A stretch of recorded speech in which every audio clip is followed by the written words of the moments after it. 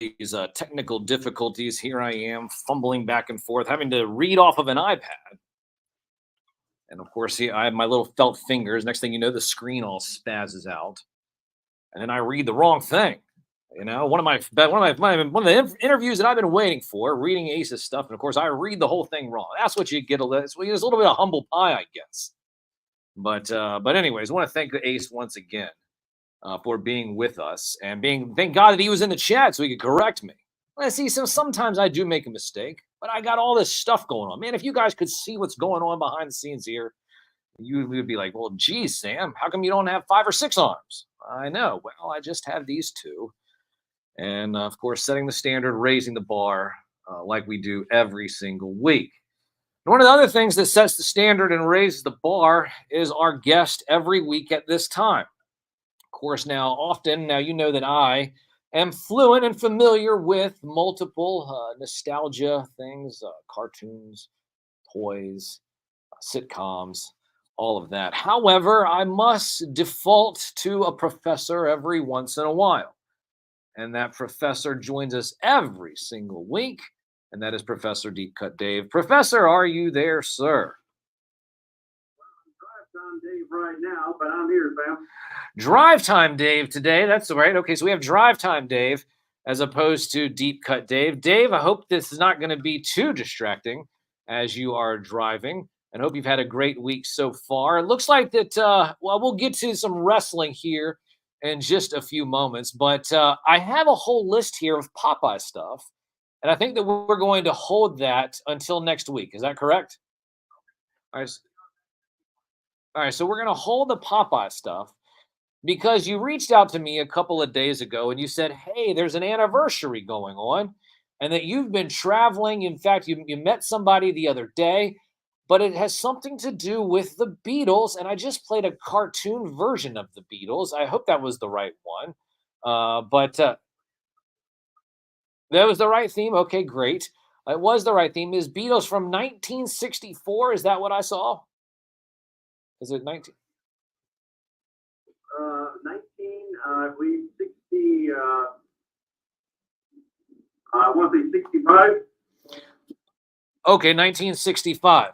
Well, it was really interesting. It caught me off guard because I knew that there was all these cartoon images of the yellow submarine, but this looks like early Beatles, right? Right. Okay, so early Beatles. Yeah. There's some feedback. The Beatles cartoon, that was actually the very first celebrity cartoon. The Beatles cartoon was the very first celebrity cartoon? Based on a celebrity. Interesting. Oh man, well, that's something that's very neat. So Mr. T could run. Ah, okay. I see. And how long did this Beatles cartoon last? 2 seasons. And it's funny, I talked to Eddie Deason last night. Right, Eddie, right. With Mandark and dozens of other roles. He hosted a special screening of I Want to Hold Your Hand, film from 1978. And we talked, he did remember the cartoon, he liked it. The Beatles didn't. The Beatles did not like the cartoon? No, they thought, well, we don't look anything like that. They were upset with the animation. Well, yeah, and this question actually stumped Eddie Deason, master of Beatles trivia. Okay, what was the question? The cartoon produced. Hold on, say that again. What was the question one more time? Where was the Beatles cartoon produced? And he couldn't give you the answer. He could not, no. And the answer is? New South Wales, Australia. Oh, so the Beatles, from the land down under.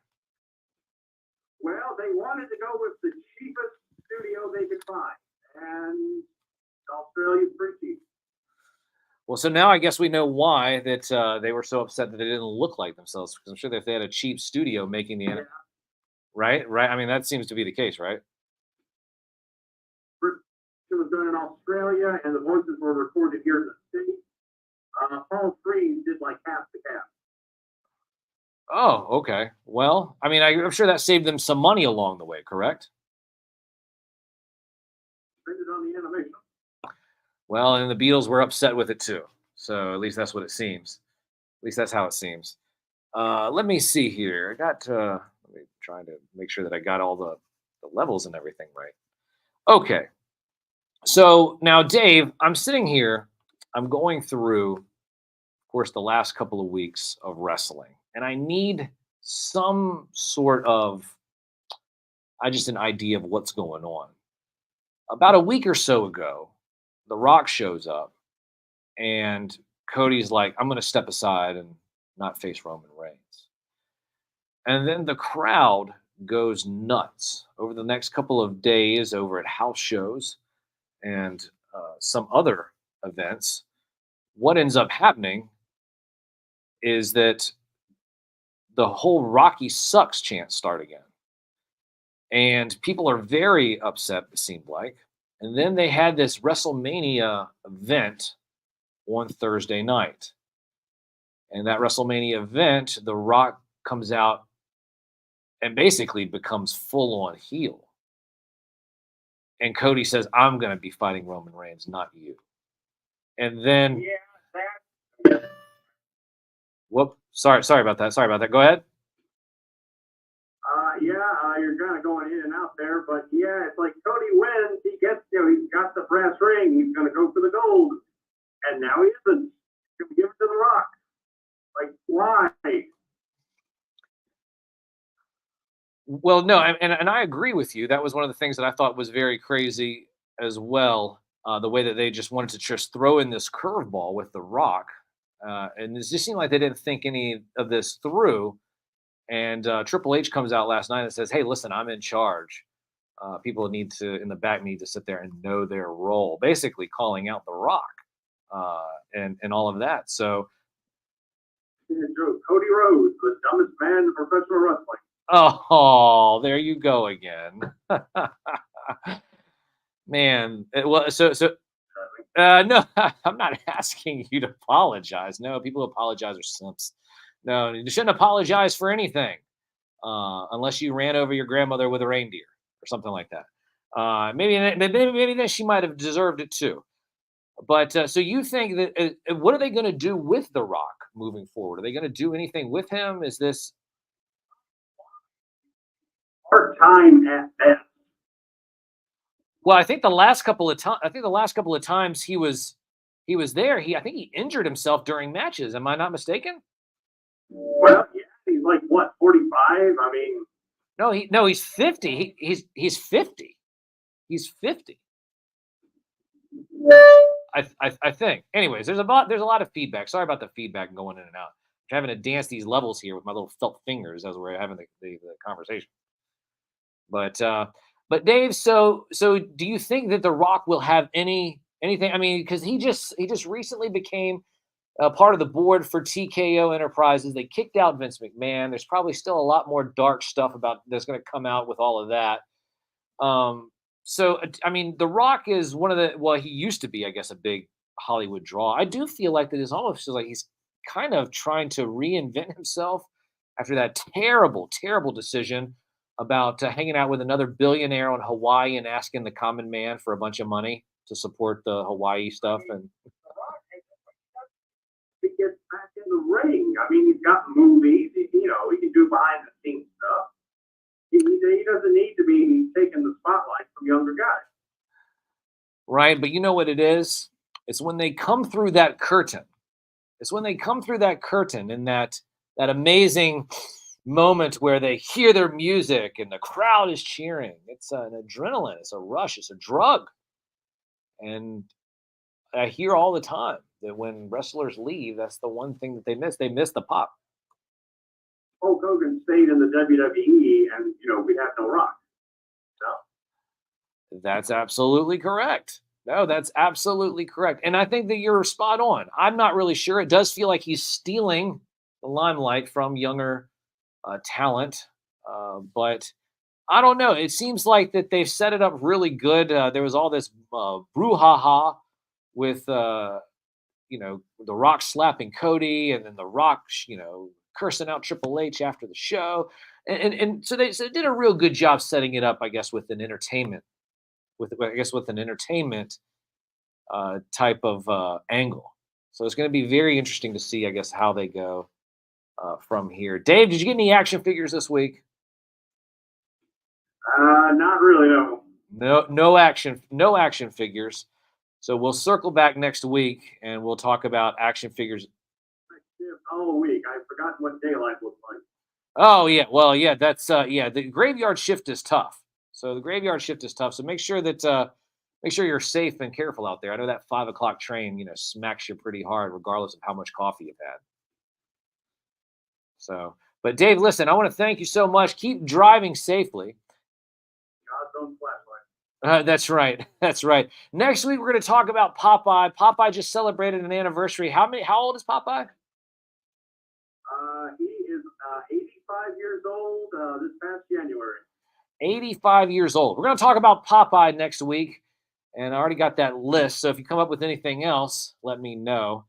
But Dave, you have a wonderful weekend and drive safe out there, sir. Okay, thank you, man. You too. All right, that is Deep Cut Dave with feedback galore. Feedback galore, and I'm sitting there having to dance these sliders up and down during this whole thing. Shout out to a couple of people in the chat. Japan Collector, AM Customs 80s. Yes, I did get the flat. No, sorry, I got the prune face the other day. The Dick Tracy prune face. They asking if I got the Mezco Dick Tracy figures. Yeah, I did get the Mezco Dick Tracy prune face. I got the Mezco Dick Tracy prune face, and I have the flat top and the Tracy coming, I think, in a couple of months. Just recently picked up the Dr. Doom Mezco, and I think my buddy Cody over at Toy Layer has he has the Mezco Spider-Man, the Amazing Spider-Man. Let's see if we can maybe try to pick one of those up as well. I've got prune face on the way, says AM Customs 80. AM Customs 80 saying that he has the prune face coming as well. I'm not even going to open up that prune face until I have Tracy and Flat Top. I was talking to somebody the other day about this, and I said, you know what? I'm not going to open up that prune face. I'm just going to let it just simmer in the box until I get Tracy and Flat Top, and then I'm going to just open all three of them in one day. Right. This is actually a Dick Tracy hat. Well, this is the blanks hat right here that I have. But that is what I plan to do when I get. Like I said, I already got the prune face. It's just sitting at the house simmering, simmering in Toy Town. Sorry, simmering in Toy Town, if you will, and that's what we got going on over there. What else? Another thing that we have happening. Oh no, I know what it is. Well, we're going to be back here on the other side of this break. It is one of those type of weekends where there's a big special event.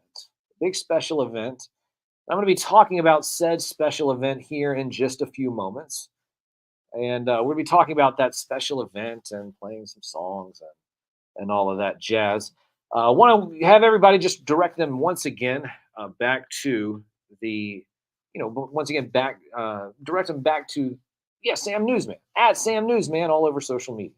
At Sam Newsman all over social media is where you want to go. And we'll be able to, like I said, we'll be back here on the other side of this break here in just a few moments. Here on the only radio. Wait. Yeah, download the Live 365 app. Yeah, okay. At WDCE.org. Okay.